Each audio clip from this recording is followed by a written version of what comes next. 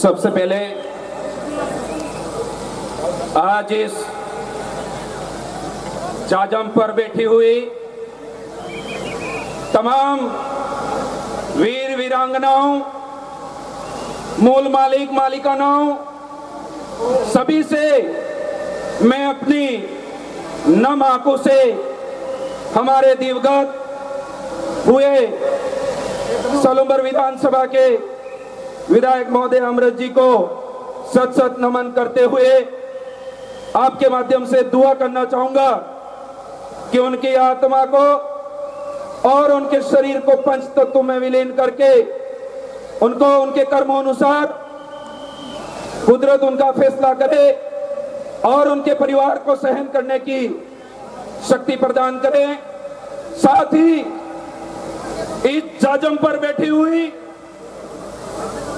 मेरी कौम की और कुल की जो समाजजन है उनको अंतर्राष्ट्रीय यूएनओ द्वारा घोषित विश्व आदिवासी दिवस पर के महा पावन पर्व पर आप सभी को इस मंच के माध्यम से, इस जाजम के माध्यम से नतमस्तक होकर आप सभी को हार्दिक शुभकामनाएं और बधाई अर्पित करना चाहता हूं मेरे भाइयों और बहनों सभी को। बहुत सारे वक्ता आ चुके और बहुत सारे वक्ता कतार में हैं। सबसे पहले साथी और हमारी पड़ोसी विधानसभाओं के विधानसभा सदस्य थावरचंद जी डामोर और उमेश भाई डामोर अपने इस नए नवेले सलूमबर जिले में आकर आपके कदम यहां पर पड़े तो ये सलूमबर की धरती पूरी गदगद और खुशहाल हो गई है। आपको धन्यवाद अर्पित करना चाहता हूं मेरे भाई। और साथ ही एक नया इतिहास बनने जा रहा है मेरे भाइयों कि नया जिला और दूसरी बार का विश्व आदिवासी दिवस और नए सबसे युवा विधायक आज यहां आकर के इस प्रोग्राम के अंदर शरीक हुए। साथ ही मैं अपनी बात रखना चाहूंगा। सबसे पहले मैं कुछ बिंदु के ऊपर फोकस करवाना चाहूंगा आपका।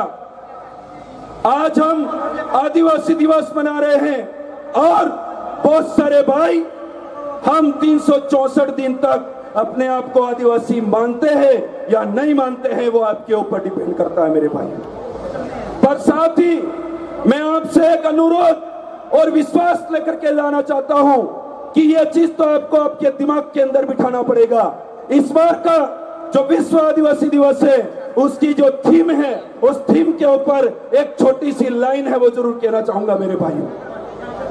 वो थीम स्वैच्छिक अलगाव और प्रारंभिक संपर्क के बनाए रखने से ही आदिवासियों के अधिकार हक की रक्षा की जा सकती है। ये बात आपको ध्यान में रखना पड़ेगा मेरे भाइयों। इस बात को समझाना चाहूंगा। स्वैच्छिक अलगाव कि एक आदिवासी कुदरत के बीच में रहता है और अपनी स्वेच्छा से अपने आप को इस जो आधुनिकीकरण हो रहा है और जो विकास को हो रहा है और जो हमारी कुदरत का विनाश करने के लिए जो कार्यक्रम रचे जा रहे हैं उनसे अपने आप को दूरी रखता है। स्वैच्छिक अलगाव, कोई व्यक्ति गांवों के अंदर, पहाड़ों के अंदर अपनी स्वेच्छा से रहता है। क्यों? क्योंकि वो वहां की कुदरत, वहां की प्रकृति, वहां के पेड़ पौधों, वहां के जीव जंतु को अपना परिवार मानता है, इसीलिए स्वैच्छिक अलगाव रखना चाहता है वो व्यक्ति। और प्रारंभिक संपर्क, आज मैं आप भाइयों से, बहनों से सवाल पूछना चाहता हूं कि इस पूरे वर्ल्ड में, इस पूरी धरती पर अगर ऐसा कौन सा डीएनए है जो सबसे पहले कुदरत से संपर्क, पहला प्रारंभिक संपर्क रखता है? प्रारंभिक संपर्क यह हो गया कि आज एक बच्चा अगर अपनी मां की पेट से 9 महीने अंदर रह करके और वो बच्चा अचानक से जन्म लेकर के कुदरत के बीच में रख दिया जाए तो वो बच्चा आने वाले समय में उस प्रकृति के बीच में अपने आप को समावेश करता हुआ वो बच्चा बहुत बड़ा हो सकता है और उसके अंदर ढाल सकता है। बच्चा पैदा हुआ तो उसका प्रारंभिक संपर्क किससे हुआ? प्रकृति से हुआ। और वही एक दूसरा बच्चा जो सिटी के अंदर पैदा होता है, हॉस्पिटल के अंदर पैदा होता है, और वो बच्चा आधुनिकीकरण की दुनिया से, हमारी कुदरत से अलग चला जाता है। वही बच्चे दोनों बड़े होते हैं और बड़े होने के बाद हमारी कुदरत के साथ में खिलवाड़ करने का जो काम हुआ था, उसका परिणाम आपने कुछ समय पहले एक बहुत बड़ी महामारी आई थी उसके अंदर देख लिया। वो जो दो बच्चे बड़े होते हैं और कोरोना के टाइम पर एक बच्चा कुदरत की गोद में पलता है और एक बच्चा आधुनिकीकरण की दुनिया में बाजारों के अंदर पलता है और बड़ा हो जाता है। जब कोरोना जैसी महामारी आई, उसके अंदर कुदरत के अंदर बचा हुआ बच्चा और बड़ा हुआ बच्चा, उसको कुछ भी और 1 इंच भर का बाल भी बाका नहीं हुआ।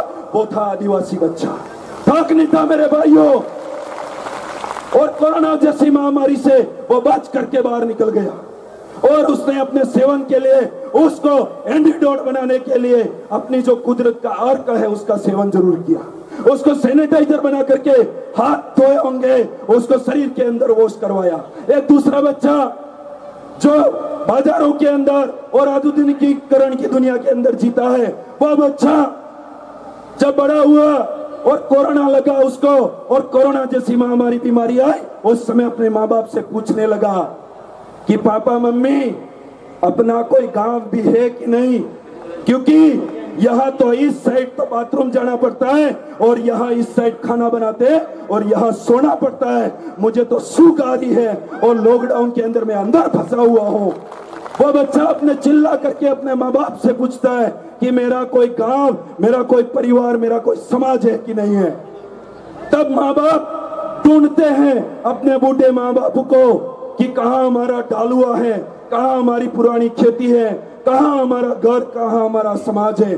बहुत सारे लोग आधुनिकीकरण का शिकार हुए लोग अपने बच्चों को और अपने पुरखों को, अपने माता पिताओं को इस कोरोना काल में खो चुके। खोए कि नहीं खोए मेरे भाइयों?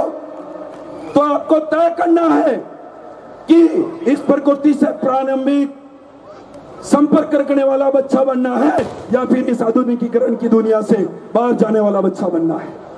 तब जाकर के हमारी प्रकृति को, हमारे इस धरती को, यहाँ पर बहने वाले पानी को, यहाँ पर हर तरीके से हमको वायुमंडल में मिलने वाली चीजों से हम उनको बचाया जा सकता है।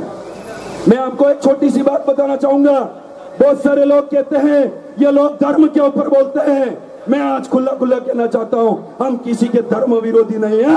हम हमारे अलग, हम उस धर्म को मानने वाले लोग हैं जो एक पेड़ लगा हुआ है, वहां पर हिंदू, मुस्लिम, सिख, ईसाई, वहां पर बच्चे ला करके खड़े कर दो और आदिवासी को भी वहां खड़ा कर दो।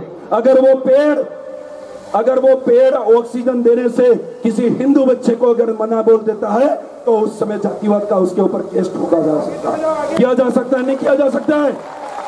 पर मेरे भाइयों, ये पेड़ किसी धर्म विशेष और जाति विशेष को ऑक्सीजन देने की बात नहीं करता है। करता है क्या? नहीं करता है।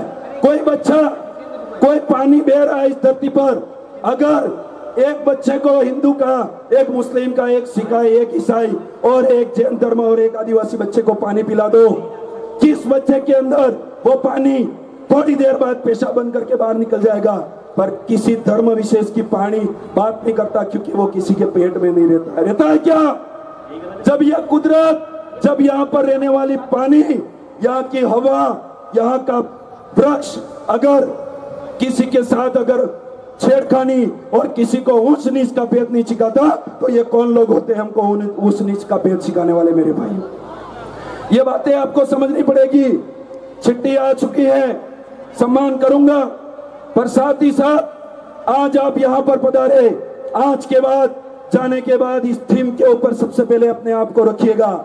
एक दिन के लिए आदिवासी बनना से बेहतर है, मैं कह रहा हूं, एक दिन मत बनो, 364 दिन बनो। ऐसे ऐसे बहुत बड़े विश्व आदिवासी दिवस की जनसंख्या में मनाए जा सकते हैं मेरे भाई। बहुत सारे भाई आज के बाद, जाने के बाद अपने आप को उस आधुनिकीकरण की दुनिया में डाल देंगे, पर हमारी प्रकृति के अंदर कैसे पलते हैं, हमारी कुदरत के अंदर कैसे पलते हैं, वो नहीं दिखाया जाता है मेरे भाइयों। लिखा बहुत कुछ सा, आप समझ सकते हैं चीज को। और ये एक जाजम है, इस जाजम के माध्यम से जिसके अंदर भी एलिजिबिलिटी होती है, अपने अंदर कुछ बात रखने के लिए हिम्मत होती है, वो सारे भाई बात रखेंगे। मैं अपनी बात को यही विराम देते हुए एक बात जाते जाते ये कहना चाहता हूं कि हमारे समाज का जिस तरीके से हम विश्व आदिवासी दिवस मना रहे हैं, उसी तरीके से इस इलाके का अगर सही तरीके से विकास और सही तरीके से परिवार का संरक्षण अगर करना चाहते हो तो सबसे ज्यादा हमें शिक्षा, स्वास्थ्य और रोजगारों पे फोकस करना पड़ेगा। तब जाकर के हमारे समाज की आधे से ज्यादा बीमारी खत्म हो जाएगी। मैं ये बात आपको कहना चाहता हूं मेरे भाई। और फिर से आप भाइयों को मेरे माध्यम से बहुत सारी चीजें कहना चाह रहा था, पर आने वाले वक्त उस बातों को बता देंगे। और साथ ही साथ आज हमारी जो माए बहनें, जो बेटियां, जो वीरांगना यहाँ पर प्रोग्रामों के अंदर आई हुई है, आपको अगर किसी इंटरनेशनल लेवल, किसी प्रदेश लेवल, राष्ट्रीय स्तर पर अगर जाने का मौका मिल रहा है तो आप खड़े होइए और हुकार भरिए उस आंदोलन के लिए और उस प्रतिभा को साबित करने के लिए तैयार हो जाइए मेरे भाइयों। आपको आदिवासी परिवार आपका सपोर्ट करेगा। आप सभी को मेरी ओर से धन्यवाद। और जो वॉलंटियर साथी हैं वो अपना ध्यान में रखते हुए इस प्रोग्राम को अंतिम रूपरेखा तक सफल बनाने का कार्य करेंगे। आप सभी भाइयों को धन्यवाद, आभार, जोहार, जय आदिवासी, जय भील प्रदेश। धन्यवाद।